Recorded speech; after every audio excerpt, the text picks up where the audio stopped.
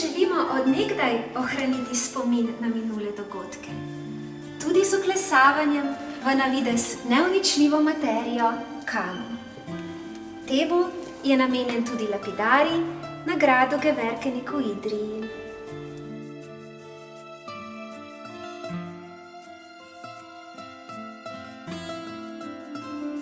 Predstavljamo vam repliko grbovne plošče Ferdinanda I. Habsburškega, avstrijskega nadvojvode in cesarja od leta 1556. Gre za primer plemiškega grba in izdelana je bila v neznani mojstrski delavnici v 20. ali v začetku 30.